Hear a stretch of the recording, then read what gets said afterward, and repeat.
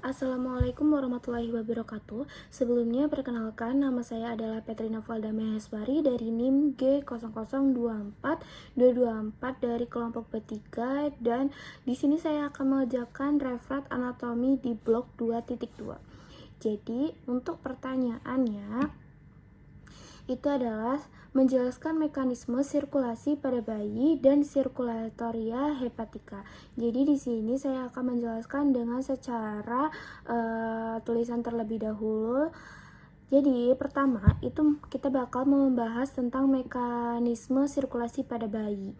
Jadi, sirkulasi darah pada bayi itu sebelum dan sesudah lahir itulah sangat berbeda karena adanya perubahan besar saat bayi lahir dan mulai bernafas. Nah, jadi ada apa aja? Itu yang pertama, itu tuh ada sirkulasi janin atau namanya itu adalah intrauterin. Terus, jadi sebelum lahir, paru-paru janin itu belum berfungsi sempurna.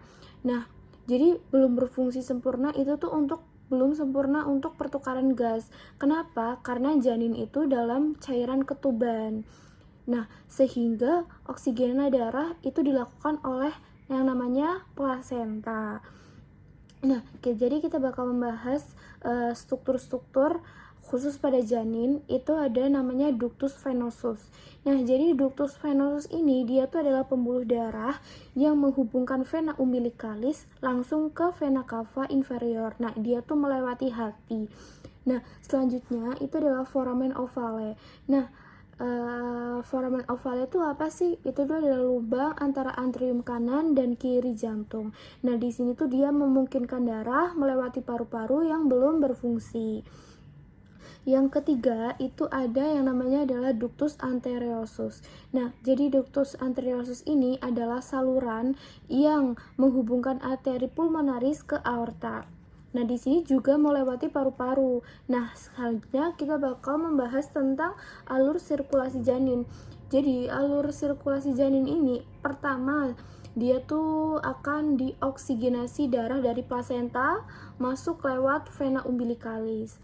Nah, yang selanjutnya darah lewat ductus venosus ke vena cava inferior dan dia tuh bakal melewati ke antrium kanan. Nah, selanjutnya sebagian besar darah yang mengalir melalui foramen ovale itu langsung ke antrium kiri. Selanjutnya bakal masuk ke ventrikel kiri, terus aorta, dan langsung ke supply ke seluruh tubuh. Nah, ini untuk pergambarannya, ini adalah tentang sirkulasinya, yang di sini ada plasentanya. Nah, selanjutnya kita bakal membahas yang pertama juga ada darah dari tubuh bagian atas itu kembali ke antrium kanan. Lanjut untuk ventrikel kanan dia bakalan ke arteri pulmonaris. Nah, selanjutnya karena paru-parunya tidak aktif karena resistensinya tinggi, maka darah diarahkan melalui ductus arteriosus ke aorta. Nah, selanjutnya darah yang kurang oksigen dialirkan ke arteri umbilicalis, selanjutnya kembali ke plasenta untuk direoksogenisasi. Nah, selanjutnya kita bakal membahas yang B, itu perubahan sirkulasi pada saat lahir. Nah, jadi pada saat lahir itu dia bayi mulai bernafas. Nah, mulai bernafas maka diawali dengan paru-parunya akan mengembang. Nah, selanjutnya akan dilanjut dengan resistensi paru yang mulai menurun. Selanjutnya ada ductus arteriosus. Selanjutnya ductus arteriosusnya dia tuh mulai menutup karena peningkatan oksigen dan penurunan prostalgin. Nah, selanjutnya kita bakal membahas tentang foramen ovale itu kemudian menutup karena penyebabnya adalah karena peningkatan tekanan dari antrium kiri. Nah, selanjutnya itu bakalan ada ductus venosus. Nah, ductus venosusnya dia tuh bakal menutup karena penghentian aliran darah dari plasenta, sirkulasi normal bayi pasca melahirkan. Nah, selanjutnya kita bakal membahas tentang darah vena. Nah, darah vena itu dia bakalan ke antrium vena, terus bakalan ke ventrikel kanan, terus lanjut ke arteri pulmonalis, terus lanjut ke paru-paru. Nah, di situ ada oksigenasi. Terus habis itu dia bakalan ke vena pulmonalis, terus lanjut ke antrium kiri, terus ventricle kiri, terus aorta, dan akhirnya dia tuh bakalan memompa ke seluruh tubuh. Nah, selanjutnya kita bakal membahas tentang hepatika, sirkulasi hepatika. Nah, jadi hati itu memiliki dua sumber darah. Yang vena porta hepatica itu tuh pada saat bayi itu adalah 75%. Nah, itu tuh darah dari saluran pencernaan akan membawa nutrisi untuk diproses.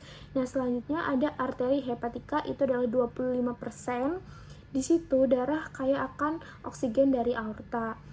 Nah, selanjutnya alur sirkulasi di hati pada bayi itu pertama, darah itu dari vena porta, dan si arteri tadi yang 75% sama 25% itu tuh masuk dulu ke sinoid hati atau kapiler hati yang besar dan terbuka. Nah, selanjutnya di sinoid ini darah itu maka akan bergerak lambat. Nah, selanjutnya akan bertukar nutrisi dan zat dengan hepatosit atau sel hati. Nah, selanjutnya akan terjadi di detoksifikasi, selanjutnya akan juga ke metabolisme, terus akan ada juga penyimpanan nutrisi terjadi di sini. Nah, selanjutnya darah itu kemudian mengalir ke vena sentral di tengah lobulus hati. Nah, selanjutnya vena itu dari vena sentral darah mengalir ke vena hepatika, lalu ke vena cava inferior, maka kembali ke jantung. Nah, jadi fungsi dari pentingnya si sirkulasi hepatika ini dia tuh buat menyaring zat berbahaya, racun maupun bakteri dan darah saluran cerna. Terus dia juga bakal menyimpan glukosa dalam bentuk glikogen, terus bakal memproduksi protein plasma seperti albumin dan faktor pembekuan darah. Sekian video referat blok 2.2. Sekian, terima kasih. Wassalamualaikum warahmatullahi wabarakatuh.